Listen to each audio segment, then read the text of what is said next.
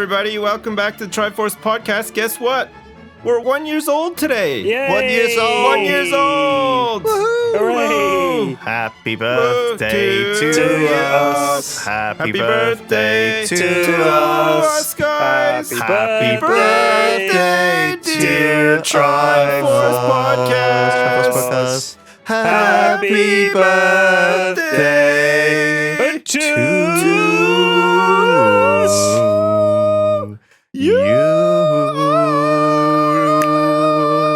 Yeah. Awesome. Yeah. Woo. Wow. Woohoo. Wow. So that, you know what that means? That means we did 37 podcasts. This is the 38th. Yeah. Which means Yeah. we missed 15 weeks worth of podcasts last year. That's Pretty good. We've been pretty consistent. That's good. We've been, That's good. yeah, we're going to miss more too, right? Because we got trips coming up. Next week Who's I'm away? in Vancouver for our miss two we're gonna miss two podcasts. Yeah. Oh, so there you Dang. go. Already off to a great start in 2017. We're down two. I think 37 ain't bad.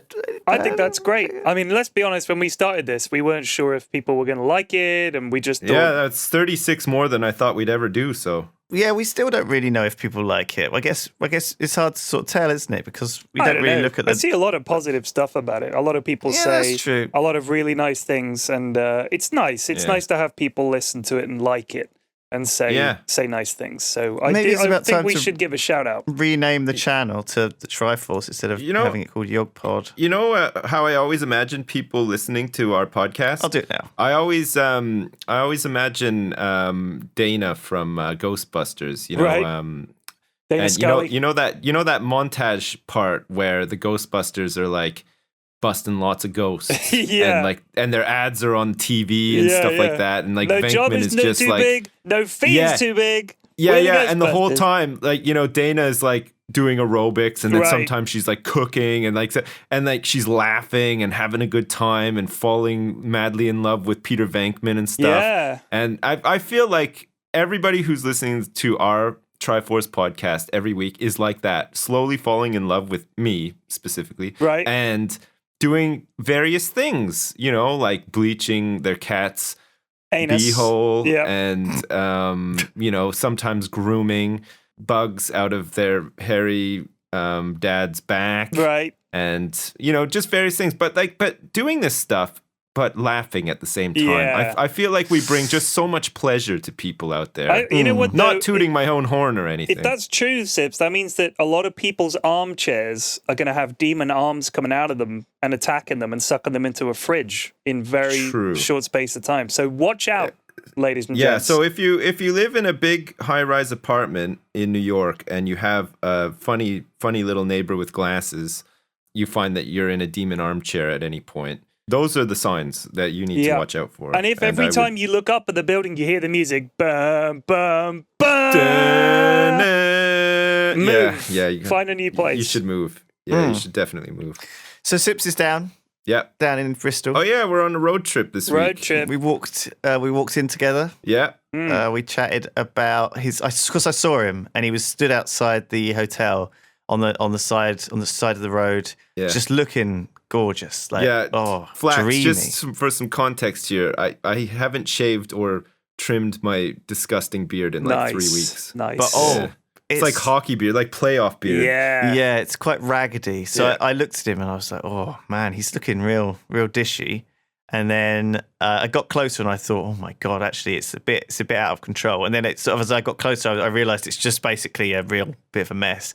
So I was like, first of all, I said, you look good from a distance. Right. Yeah. And then I was like, That's you need nice. to get a trimmer and trim that down. Yeah. And then we got chatting about how basically, what is it? Your dad is a gorilla or something? He's pretty hairy, yeah. Yeah, and then how when you get older, hair starts growing in weird places Yeah. that you never thought would Don't happen. tell anyone the places I told you about, though. no. It's will remain a mystery for this. I thought it was a puberty thing, like, when you get through puberty, hair Yeah. starts growing in strange No. places. Yeah, no. But Watch out. Nose hair becomes more of a deal, and like ear hair as well, the older you get. Yeah, you start getting like And weird tufts. notice like old people old men when they're really old, like 90 years old, their ears are enormous. Like, what's up with that? Why do your ears get so big in later They life? never stop growing. That's it. Your ears don't stop growing. So you end up with big old man ears.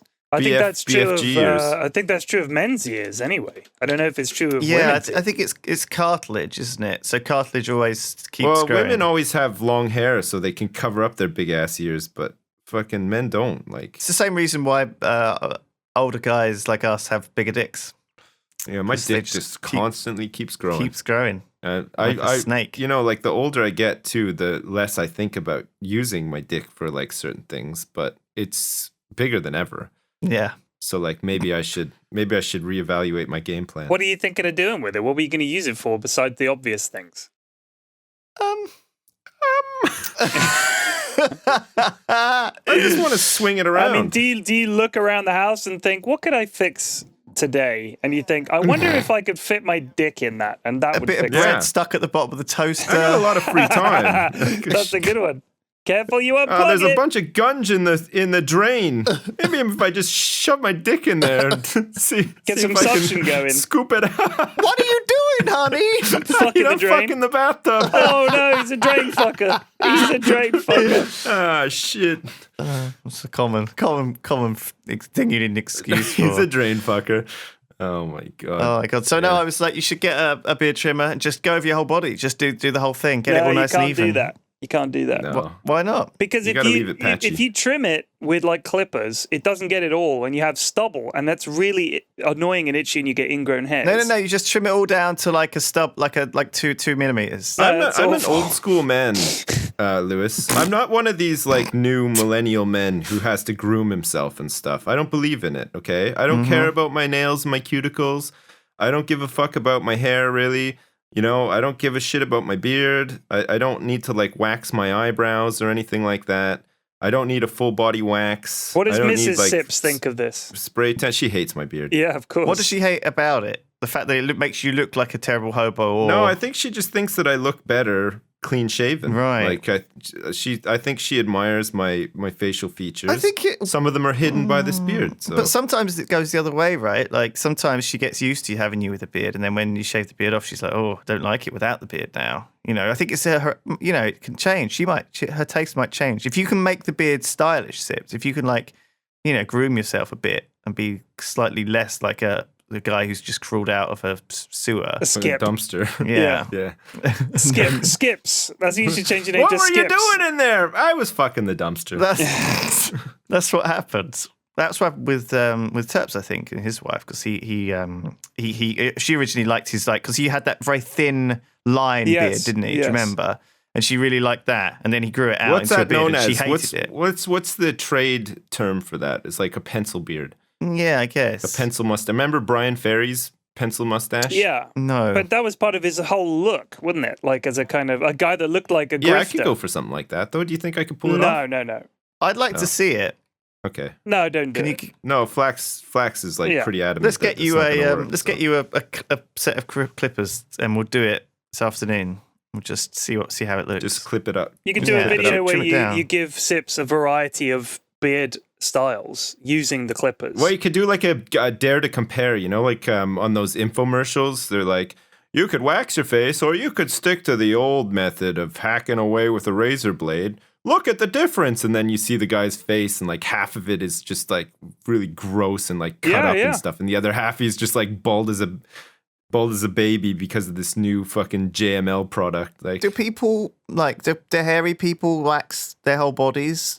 Like I could imagine them. It would be a bit of an experience. I see people.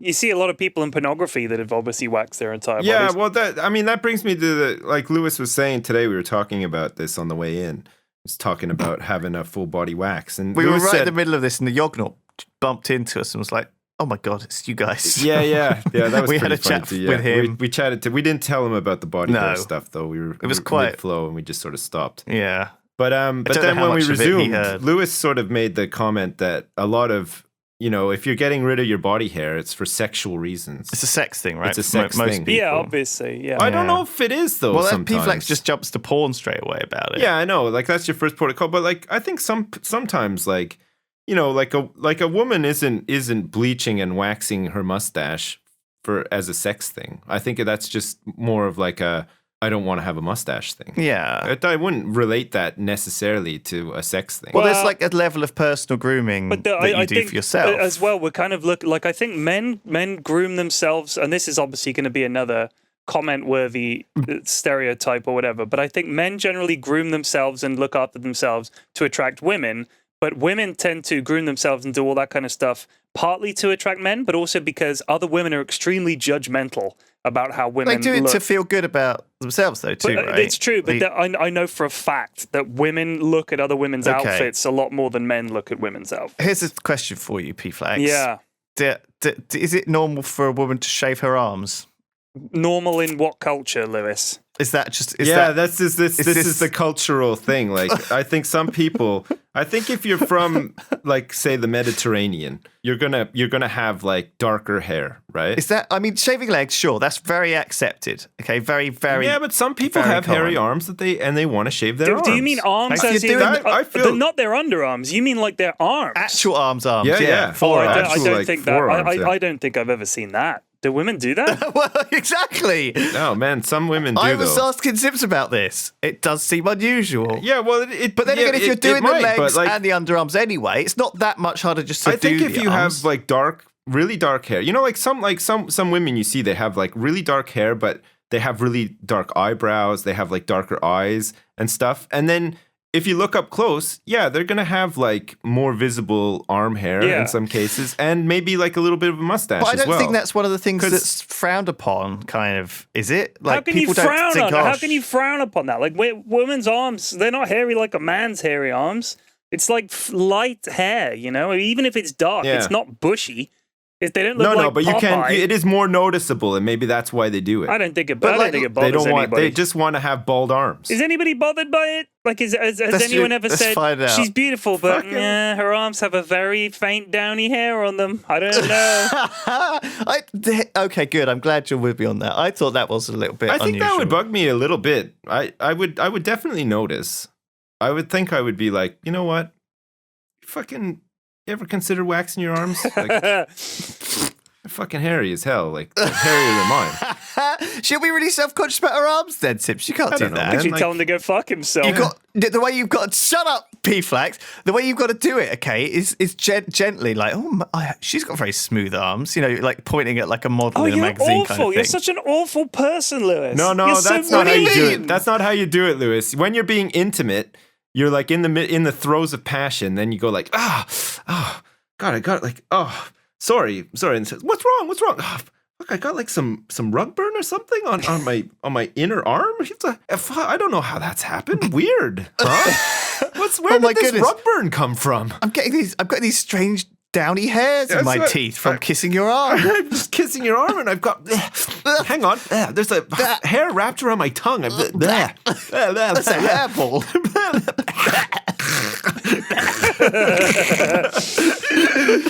You guys are awful.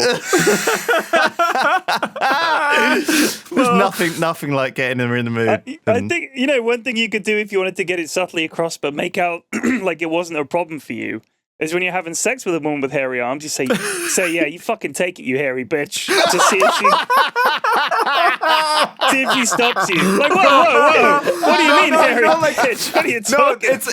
It's like that. It's like that classic, when you say the wrong name during sex. Like you're having sex with Rhonda, and then you're like, "Oh, Pamela" or whatever. God, but instead you go like, "Oh, Rhonda hairy arms." Oh yeah, fucking hairy bitch. What did you call me? Hairy? My arms are.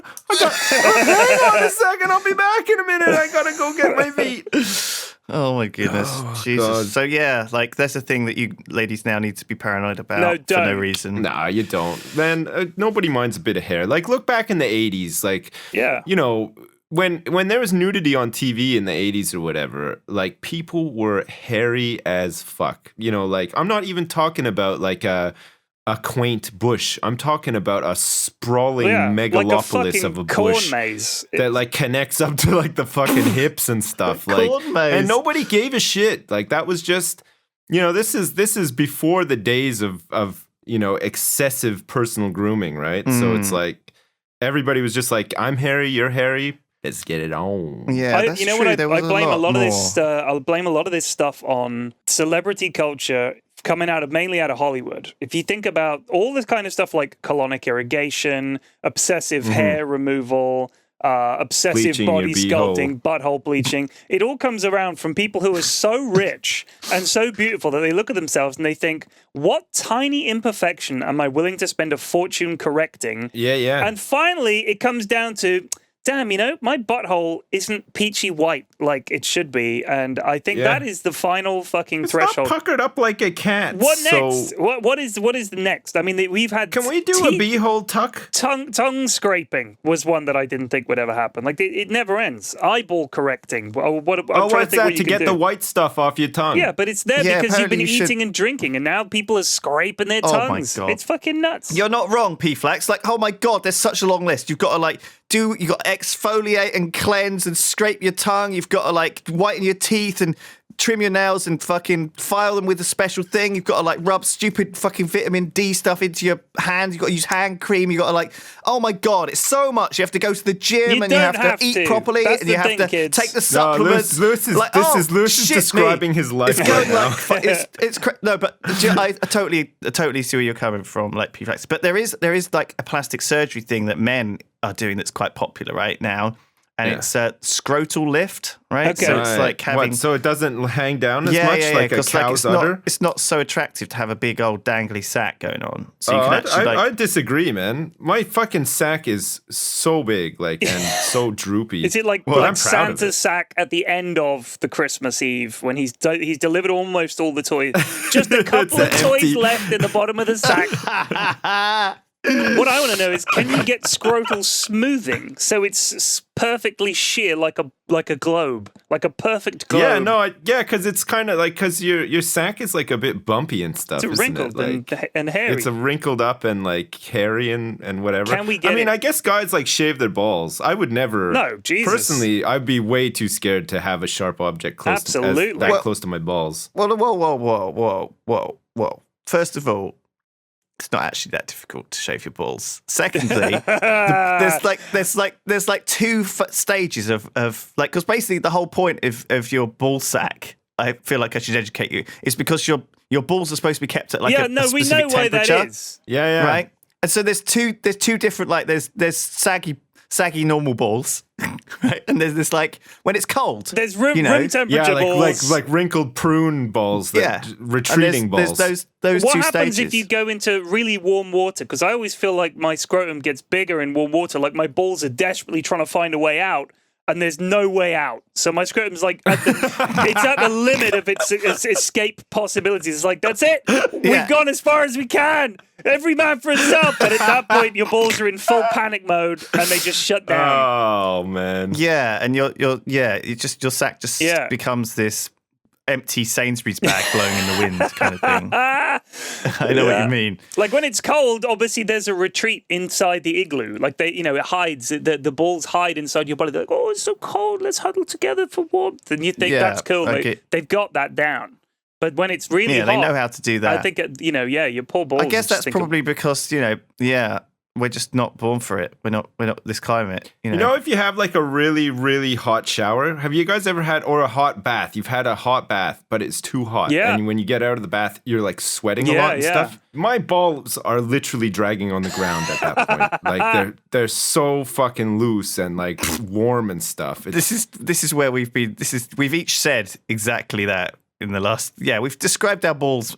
What shall we just carry on? I'm welcome enjoying to it. the Triforce Ballcast. This is where we Yeah, balls jeez, this is all the another time. one. Every once in a while, we just go off on these big ball and dick tangents. But you know and what's this is nice definitely about it, one guys? of those times. It's a topic that we actually have a good understanding of. We really Yeah, do. nobody's ever going to really say Oh, period is so actually, wrong. you guys are wrong. Me and my buddies at high school, we shave our balls every day and we have sex with each other. So nice try, Triforce. Fucking get with the times. Oh shit! Well, good for you guys. No, Shaving your balls, it's a thing. You can do Don't it. do it. If you, No if you one want. cares. You don't have to. Don't shave your balls. No one Man, cares. who's looking at your balls Yeah, anyway? who cares? Like, We've talked about this before. It's the forgotten part of the male anatomy. No one gives a shit. Yeah. No woman out there is saying, "Fucking look at the balls on that bastard." Oh yeah. you never know. I don't know. Some women like If you're a lady into balls, let us know.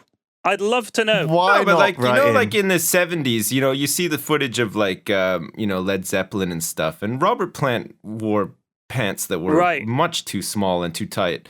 And the bulge, like it was a thing Oh, back yeah. definitely in the 70s where like, kind of like it was like a thing that guys did. Like they wanted to show off their bulge. And like I don't know, a man's bulge is just not very nice, is it? It's a very it's just like specific shape. a weird fucking bulge. It's If you didn't have the balls, though, it would look weird. It would, yeah. It would be look just really weird. It would just look be like you have a weird. banana in your pants. I think obviously that there's the hint of something there. You know what I mean? It's like it's not like a pair of boobs. Like boobs are almost impossible to hide. It's big. Like if you compare, Yeah, they're nice to look at too. And why like, would they're you both try the and hide same them? size. right, exactly. But like- what I'm saying is, even if you wanted to wear the biggest, wooliest jumper possible, it's still very obvious if a woman has big boobs, Yeah. right? But I mean, Yeah. a guy can wear just slightly baggy trousers, and unless he's packing a fucking cannon down there, Yeah. you're not really gonna know. You're gonna know there's something in there because he's got like just that little zip is all that's separating you from what you seek. But instead, with a pair of boobs, you can't even hide them. You can't. Yeah, they're they right are fucking big. there.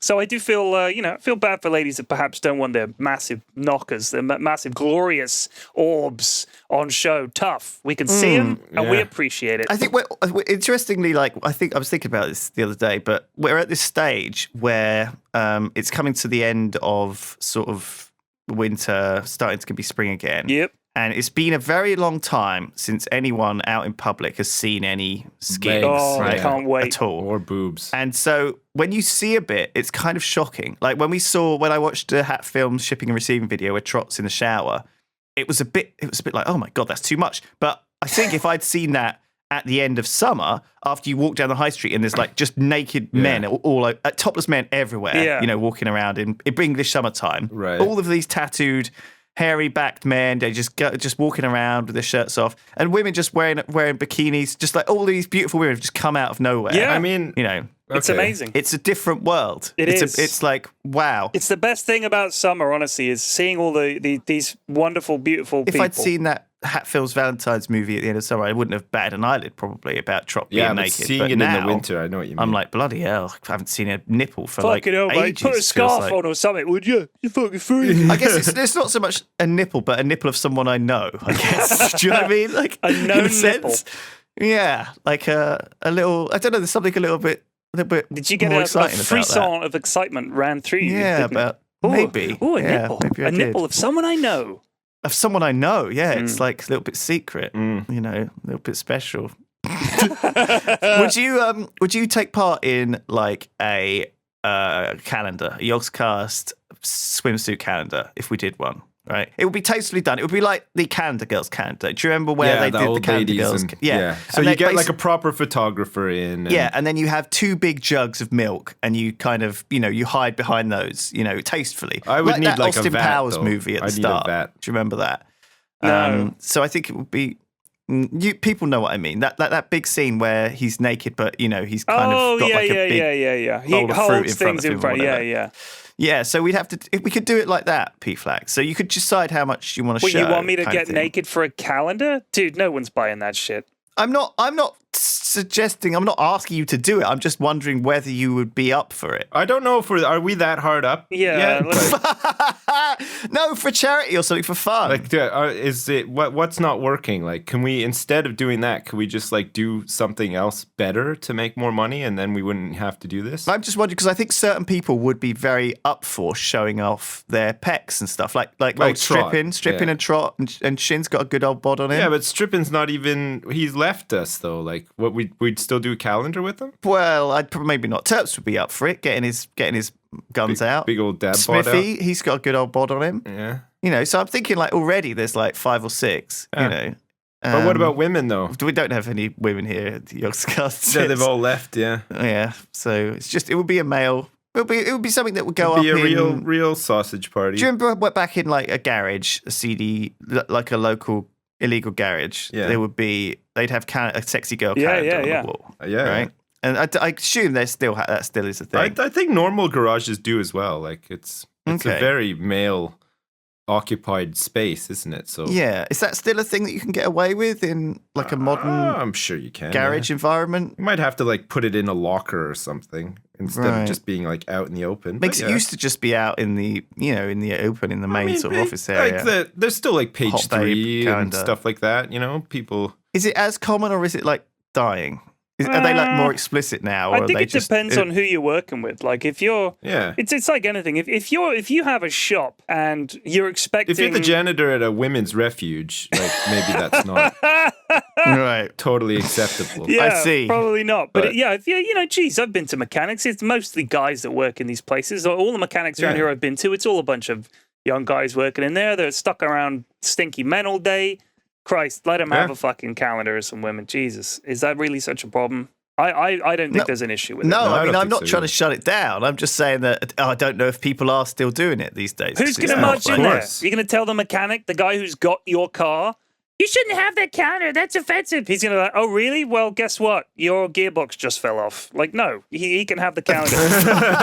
He's holding you ransom. He's got your precious car. He can have whatever That's calendar it. he wants up there. It's just people in swimsuits, for Christ's sake. If he was hanging a Razzle pile-up centerfold in the middle there and there's just, it's all going on, then fair enough. You might say that's a little mostly inappropriate. the tits were out when Yeah. I Yeah, remember but that's like seeing page them. 3. Okay. You can buy that in a fucking newsagent. It's not top shelf. That's bottom shelf. But would you cut a page 3 out and stick it on the wall in your garage? No. No, just in my Well, some hallway. people would. No. I'll tell you one thing that you barely ever see, if ever, is you go into a mechanic's shop and you look over where you expect to see the pinup calendar hanging, and there is a calendar there, but it's like half-naked firefighters. That would be something. Can you imagine? Right, okay. You never really see You that. don't. Yeah, it's true. Maybe they've recruited some, young female mechanics, and they're running the shop now. I guarantee Well, maybe, you, if yeah, they but- do, the women will be saying, "Yeah, you can hang your calendar, but we want to hang our calendar." And I reckon the Yeah, guys like the would be Diet like, Coke guy. "It's not worth it." They got the Diet Coke guy calendar up Yeah. in there. All right, but we get to with have a his fireman fucking calendar. window cleaning without his shirt on. And I'm just stuff. saying, I think people would like to see a bit of P-Flax and Sips and No, and they Terp's dad I calendar don't know if action. they do, Lewis. Hot I dads. feel like maybe you're reading the market wrong on this one. Okay, well, I might be. I mean, we do a podcast every week where nobody can see us, and there's a good reason for that. Yeah. We're, Just because you go to the fucking gym now, you can't just suddenly say, "Hey guys, I've been going to the gym for a week. Let's go. Let's get them out. Woo! Look at my guns. Woohoo! Woo! Maybe give it 6 months, Lewis, and when you're fucking huge, then you can push this again." yeah. Okay, sure. What do you? So I'll come back is, to it. Is your personal trainer going to like put you on some sort of like protein diet or something to like do some weight gain? Because like, if you're trying to bulk up, no offense, but like, Yeah, I know you literally saw me today. Yes, Yeah. I realize I am as skinny as ever. like you look like you've spent like the best part of 8 years like in a Viet Cong prison. So building a railway. yeah, so like I don't know. Does he have any plans to like just put you on a pasta diet or something to help you fucking build up some mass or what? Is that how it works? I don't know, Sips. Look, I'm not thinking about being in it, but I was just it was a thing that was posted on the Reddit for a while, and everyone was keen to see us embarrass ourselves, and I just wondered whether. Because, it could be done tastefully, guys. Like, it doesn't have to be, like, full nude. You don't have to, like, get your fucking dick out. I know, but at the same time, I don't need to take my clothes off to embarrass myself. I'm perfectly capable on a daily basis of embarrassing myself in numerous other ways. fun and inventive ways. So. I get it. All right. Well, listen, I'll table that for discussion Tabled. in future. Tabled. Holy shit. Nice. Oh, my God. So have you guys done anything good this week? Anything fun? Anything I went to unusual? my kids' assembly. She had assembly this morning. That's why I was obviously we recorded a little late. So she is 5, and they're adorable at that age. And they had this little assembly planned, and we had to go in there because it's Mother's Day and spring is coming. So they had all these little songs that they'd prepared, and They Nice. all had to have a little line, and they have to come up to the microphone, and they're like, "Spring is my favorite season because of the flowers and the birds come out to play." Yeah, and everybody claps like that. So they all get a turn to do that.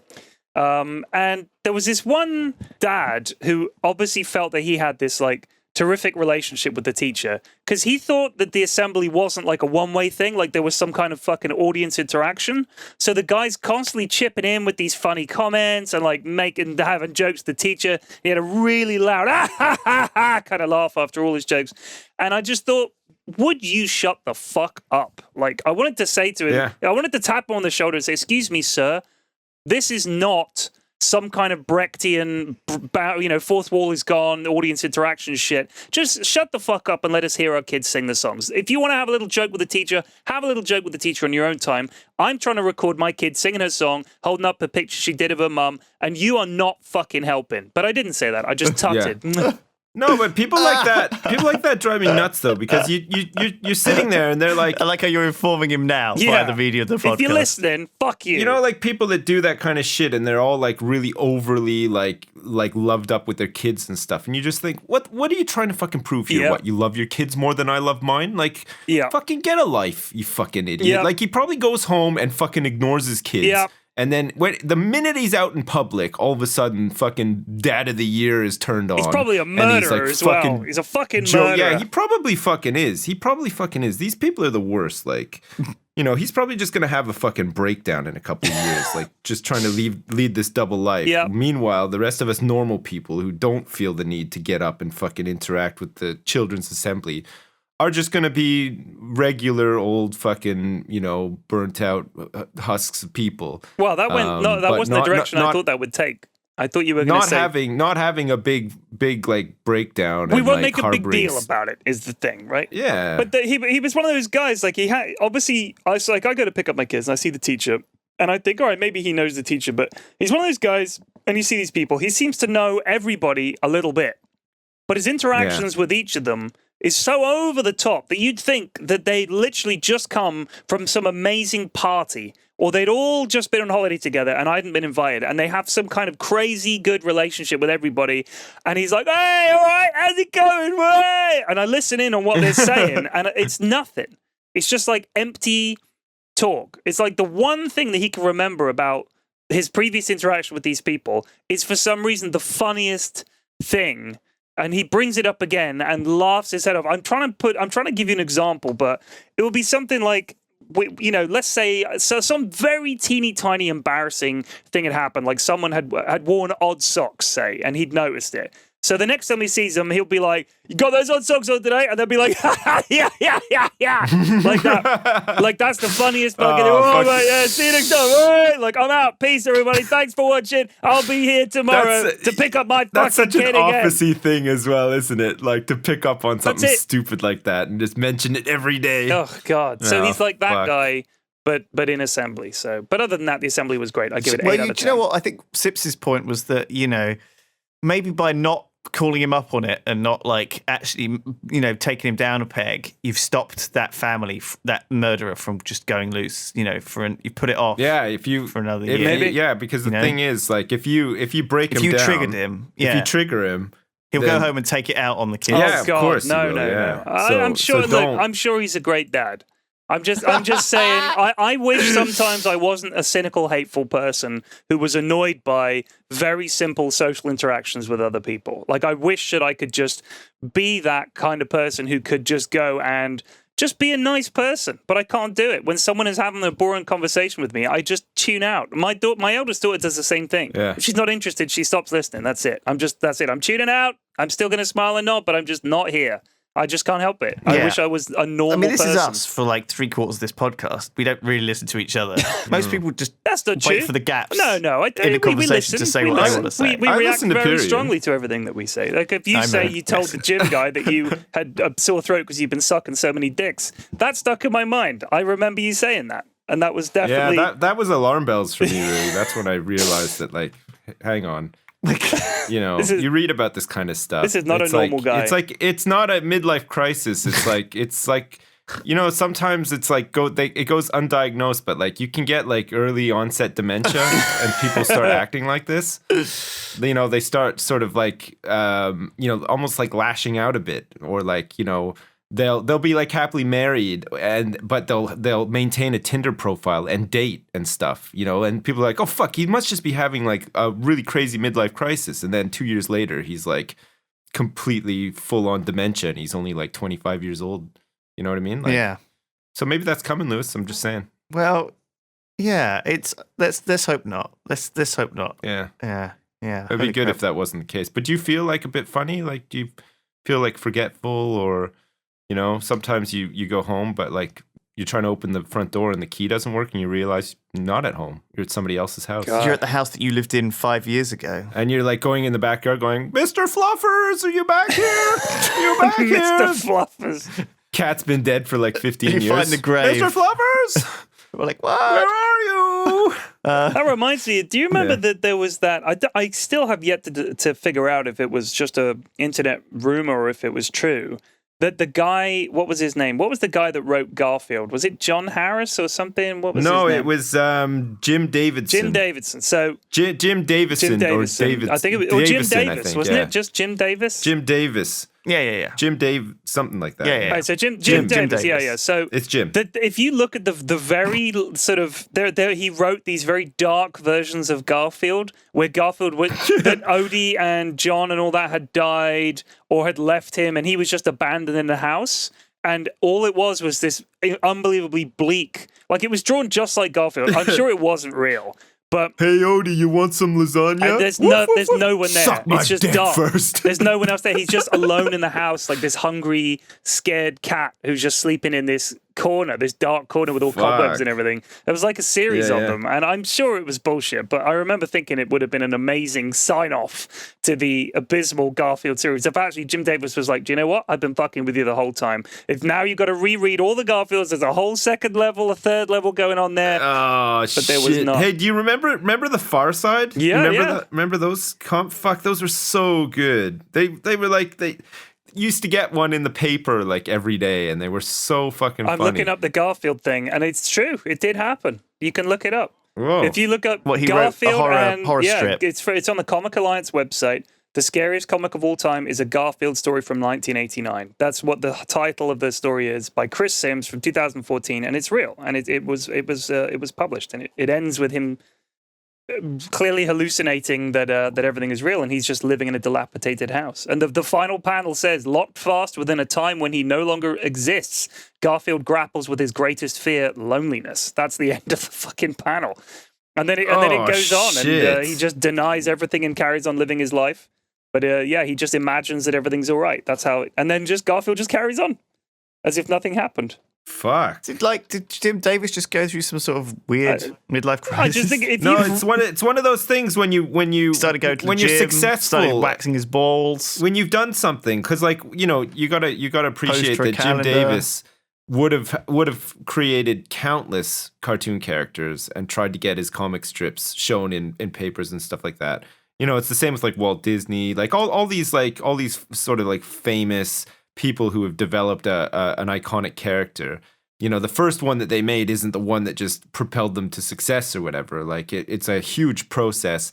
And when you find the one that sticks and the one that does give you the success, he would have had to write countless stories and comic strips for Garfield. And in the end, he probably just fucking hated Garfield. You know what I mean? Like, but felt like he had to just keep doing it because that was how he's making a living or whatever. So I think it's natural every once in a while for these people to go down like a darker tangent with it and explore some different avenues or whatever. Because he was stuck making fucking Garfield for like decades. Yeah. I mean, if you've read Garfield, has it ever made you laugh? Have you ever thought, Garfield? Not once. It's awful. I watched the Christmas special. I didn't laugh. I was a kid as well, and I did not laugh once. Yeah, it's not funny. That's because it's sucks. just not funny. But and so at the he's same had to time, do that for decades. He's obviously, he hasn't had to do it, but he's made a lot of money out of it. It must be a great life. You write shit that isn't even funny. You draw a stupid orange cat. I don't know if it sucks though. It's not funny, but it was pleasant enough to read. I wouldn't say it sucks. I would just say that it's not funny.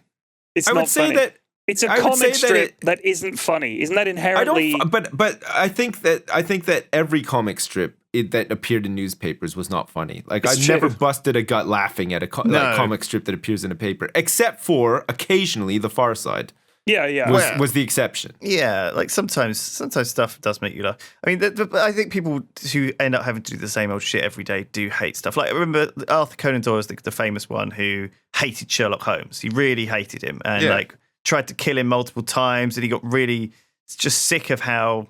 I think he was in a way like very jealous. Like, I think one of the things that Arthur Conan Doyle said was that.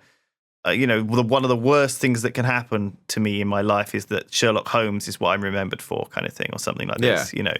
And fuck, what else? No one knows anything else he did. And just Sherlock Holmes, and then he's revived time and time again. Like now he's popular again because there's a TV show with them. Well, I think that's more to do with because Sherlock Holmes is out of copyright now. Do you know what I mean? It's one of these things before. Right? And so people can make any old shit. That's why there are so many Sherlock Holmes things, because all the original books and the name is out of copyright.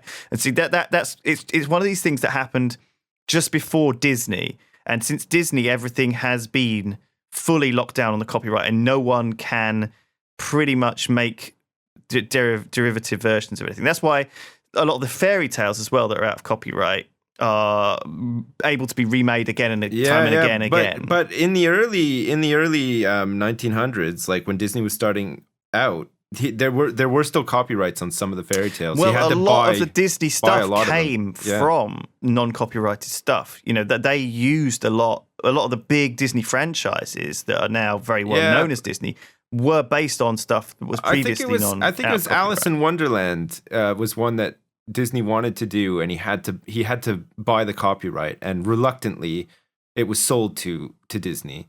And then the people behind the original fairy tale Alice in Wonderland were just like, oh, what have we fucking done? Like they hated the movie and everything, and like they just like it was this something that was important. The Disney.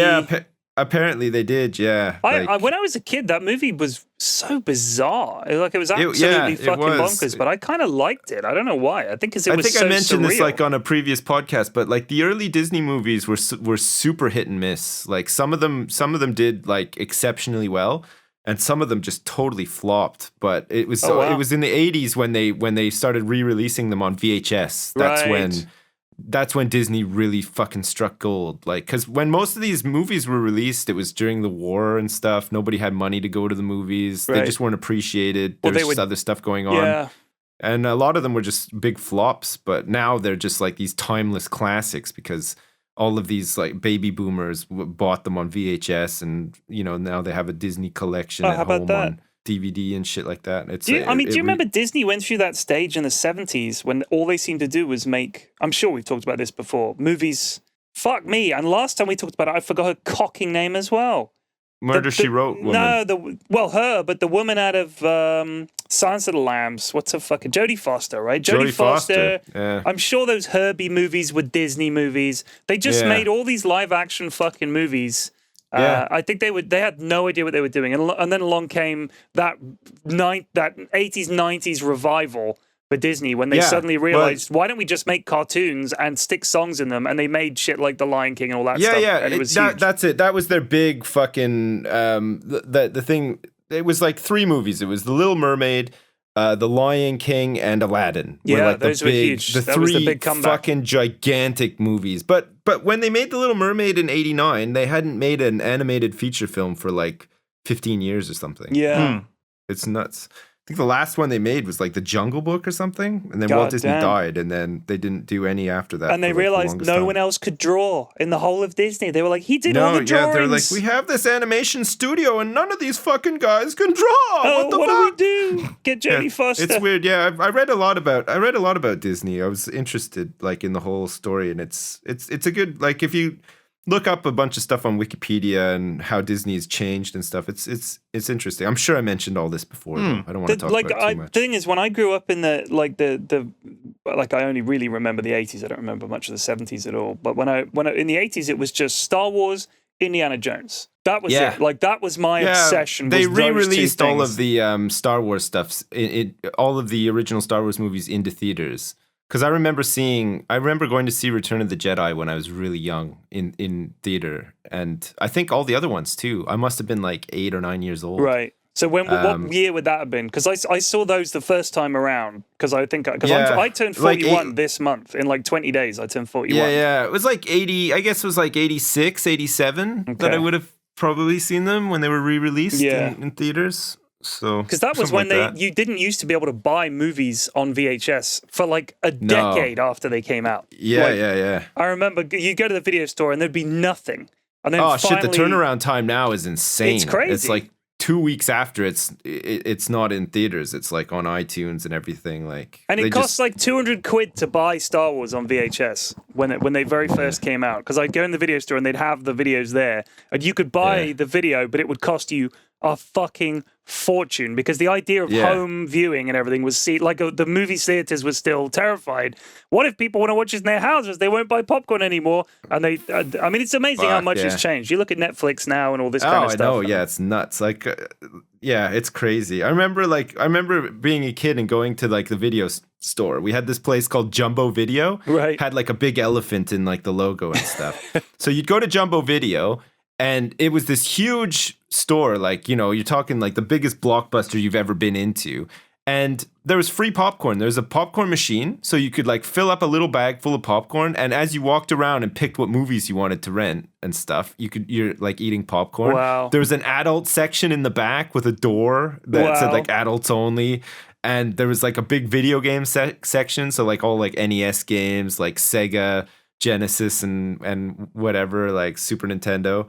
And like it was a big thing. Like on a Friday night, we'd go like after school, after dinner, drive down to the movie store. My parents would rent like a bunch of movies. That must have been like heaven as a kid. I can imagine it was great. the feel. Yeah, they had like, rent 6 for the price of like 3 or whatever. So I'd get like a couple of games to like last me the weekend and stuff. And that was just like, it was like a pretty cheap way of like keeping your family entertained for like a weekend. Do you know what? When I used to come over from the UK to the States, one thing that always surprised me, in the UK, when you hired a VHS tape, it was in like this protective fucking attache case sized box that had the cover and everything. Yeah. And when we went to the States, they were just in like a little card sleeve that fit right over the tape. And I was like, aren't they worried about what'll happen to the precious copy of Terminator 2? Because I remember we hid it. I was like, what is this? It's just in like a sleeve, like a torn up cardboard sleeve. I couldn't believe it. I couldn't believe it. It was culture shock, complete culture shock. Remember, please be kind, rewind. Remember the stickers? You had to rewind your VHS tapes before you took them back. Don't be sometimes a dick. Some places, if you didn't rewind them, they'd charge you. Yeah, they'd be like, the no rewind fee. You returned a copy of Predator and it was not rewound, so we've had to charge you 25 cents. But you had rewound Big Wet Asses 4, so we'll let you off. Big Wet Asses. Yeah. Jesus. Yeah. God. Fucking video stores. They're all gone now. Every last one is gone. Yeah. Blockbuster. I remember somebody retweeted a tweet from Blockbuster from like, it was like 2006 or something. And Blockbuster was like, share with us your worst experiences with Netflix. Like, all the good ones get a free rental from Blockbuster. Down with Netflix. And now it's like, all right, peace out, tragic. Blockbuster. You're gone. So tragic. I do wonder why they never got in on like that themselves, like the whole Netflix. Because you remember, like what was it called? Love Film, I think. You used to get a DVD in the post from Love Film. And I think Netflix did the same thing. And Blockbuster never really did it. No, they just didn't keep up with the times. They had all of these franchises, stores, money, everything. And they just didn't invest any of that into future-proofing their business. Well, here you go. In 2000, Netflix offered to be acquired by Blockbuster for $50 million. Oh, my God. But Blockbuster declined. Oh, my God. Yeah, it's crazy, isn't it? I want to know which guy was like, no, this'll never catch on this internet and all these DVDs. They're all garbage. Tape is the future. Really? Crotchety old business, back then, Netflix was like a DVD delivery service, right? At that point, it was like it was done all through the mail and stuff. And I think it didn't have those letterboxes that you should drop your DVDs off or whatever in. Yeah, remember? Well, you could post them back. Like it came with a reversible sleeve, so you took it out and then you reversed the sleeve and it had the return address on the other side. So you got your thing, you opened it up, you took out your DVD, you watched it, you put it back in, you flipped the sleeve over, taped it down again and sent it off, and that was it. You just posted them back, and the best thing was you could keep them as long as you liked, up to a certain point, and then when you send them off, that's when they send the next batch. If I went into Blockbuster's corporate HQ, was like, guys, I've got this great idea, and you pitch that to them as like, the way you want to get people into your store. Well, how about if we just sell them the DVDs directly? They just rent them directly. They'd be like, well, they won't be in the store buying the Ben and Jerry's ice cream and huge 2-liter thingies of Coca-Cola, so we're not interested. I think that was it. Obviously, a lot of their margin must have come from the other shit they sold you in the store, and the idea of losing that was terrifying. And I guess they couldn't do both. Because if you suddenly look, but they should have diversified. They just said, you know what, fuck it. Nobody's going to want to walk into this grimy video store when they could get it delivered to their house. Yeah, well, that's the thing. You go in there. If you go in there, like if you went in there on a Friday, I used to work at Blockbuster. I actually worked at 2 Blockbusters. I worked at one in Jersey when I was living over here, and then I worked at one in Orleans when I was living back in Ottawa.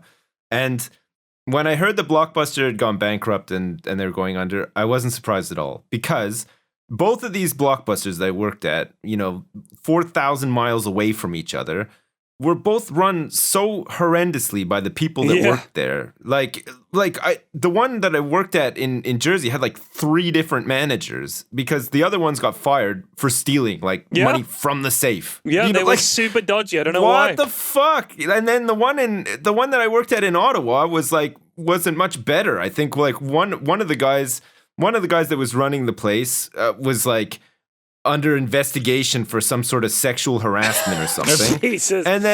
But there, like, the same shit was going on, like tons of theft, people you just watch people walk out of the store at night and they'd just be like bags full of like 2-liter bottles of Coke and stuff. And you're like, you didn't pay for that. But they're just, whatever. Wow. We used to get free rentals and stuff. I guess it's like, it was crazy. I think it's a weird thing. It's a little bit like the whole psychology of if something's clean already, it's easy to keep it clean, right? If somewhere's like really, really clean and nice, people will not make it dirtier. But as soon as it starts getting like a messy and shitty, it will add so much more shit. Yeah. And I think, like, in a way, like the seedy nature of the fact that you have to lend these tapes and boxes and cassettes to people, and they come back from their house and they go out to their house again and out. It's almost like these discs have been touched and sullied, handed around. Yeah. Oh man, we had a common thing in both stores was with video games. Okay, it was like PlayStation games. You'd get a PlayStation game back, you'd check it in, you'd open the box, and the disc wouldn't be the right game. It would be like. So they kept like the good game, like FIFA fucking 2002 or whatever, the new game. They keep the disc, but they would return the box with a disc in it, hoping that you wouldn't check, with like a PlayStation 1 game in there, like Time Cop or something like that. And then you try to get a hold of these people and they wouldn't answer their phone, or they'd change their number or something. And they would just steal from you. Like, they would just legitimately get away with stealing, like, from Blockbuster, and there's just nothing we could do. I think We'd that never follow it up. That's obviously like a classic thing, though. It's like an understood thing that's 25% loss or whatever. Yeah. Part like I don't know what they call it, grind or something, or churn they call it, or something. Yeah, I think like churn maybe. I can't acceptable remember. loss or whatever. There's some weird like terminology to do with it, and I think that's something that's always been dealt with. But it's so I can imagine why the Blockbuster stores became like a little bit seedy and a little bit dirty because of that very nature. I mean, it's the opposite, polar opposite, somewhere like Apple, which is the products are so crisp and clean, and they never sell secondhand ones, do they? Do you know what I mean? Of course and not. so as a result, that whole store and that whole mantra becomes very crisp and clean as well, and that it feels very. But going to a video store wasn't like a nice experience either. Like the one that I described before, where you get the popcorn and stuff. When I was smaller, that was pretty good. But like when I was working at Blockbuster, like on a Friday night, it was just heaving in there because there was no alternative. Like if you wanted to watch something that wasn't available to buy straight away, you had to go rent a movie, right? Yeah.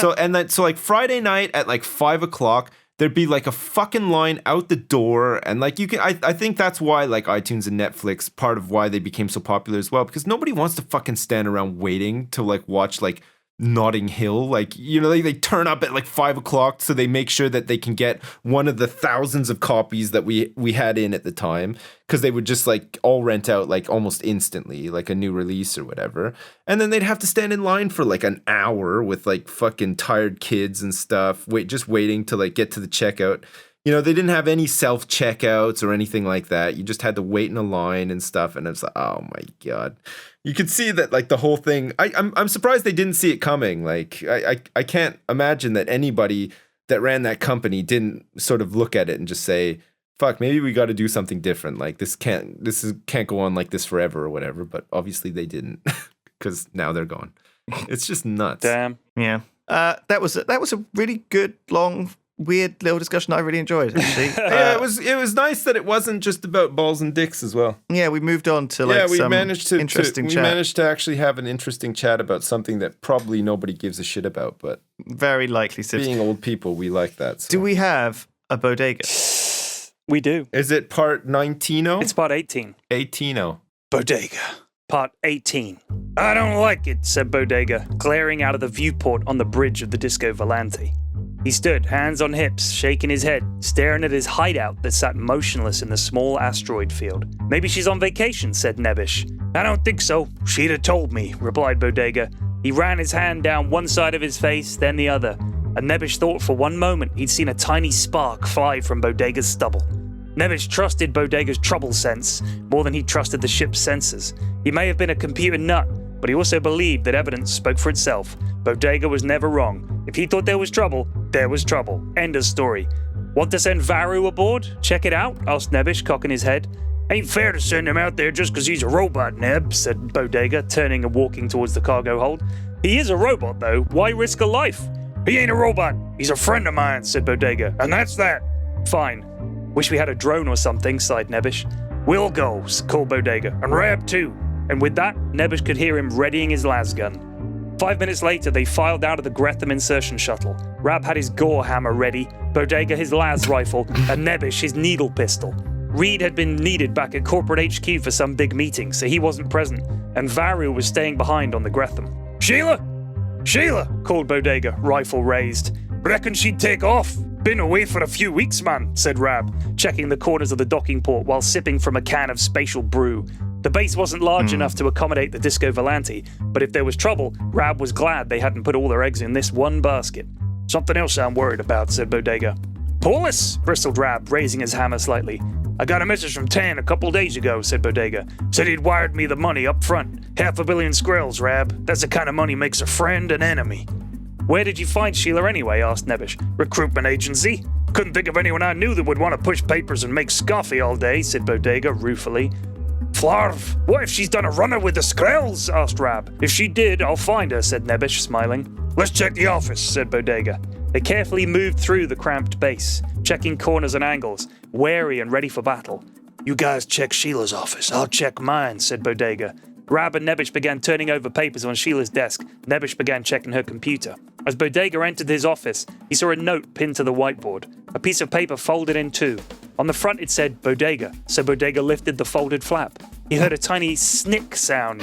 Behind the flap, embedded in the whiteboard, was a small green disc about the size of his palm.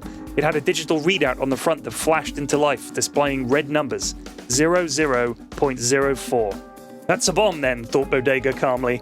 When everything was about to go flavy, Bodega's mind became tranquil. This was partly a gift and partly training. He'd also been in these kinds of situations so many times that he was able to assess each one with the detached nonchalance of a man mowing his lawn in his dressing gown. First things first, thought Bodega. Got to seal this room. He glanced left and saw Rab about 5 meters away. Their eyes met for a split second, and Rab instantly knew just how flavy things were about to get. That big Tartanian lug had the instincts of a Zarkpo the ingenious leopard. Bodega slapped the big red emergency vacuum seal button, and the door between him and Rab slammed shut with a surprisingly loud hiss and a hearty clonk. 00.03. Bodega began breathing as rapidly as he could.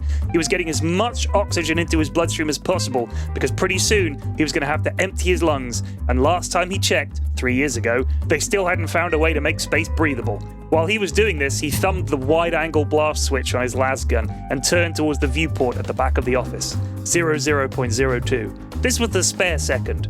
Some more breathing. Bodega could see a small car-sized asteroid behind the base through the viewport. He leaned backward as much as he could and raised one leg in the air like he was about to start some kind of crazy drunken marching. He raised the rifle. 00.01. Bodega exhaled as hard as he could until he started to see stars around his peripheral vision. He pulled the trigger on the lasgun. The rear of the room vanished in a blinding flash, and Bodega was blasted out into space along with everything around him. His desk, a moldy cup of coffee, paperwork, his computer, a chair.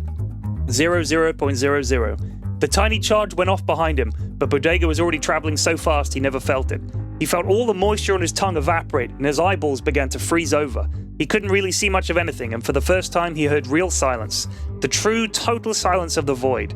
He also saw that asteroid coming up real fast at his 12 o'clock. He brought his feet together so he looked like some kind of insane cowboy missile system in flight. His scram boots maybe had enough juice in them to slow him for impact. When the asteroid was scary close, he fired the boots by tapping the heels together just so. The G-force of the deceleration brought more stars to his already clouded vision, but a moment later he landed on the asteroid, a tiny plume of dust and pieces of rock erupting at his feet. He was about 5 seconds into this unwanted spacewalk, and he knew he had around 10 to 15 seconds left before he blacked out.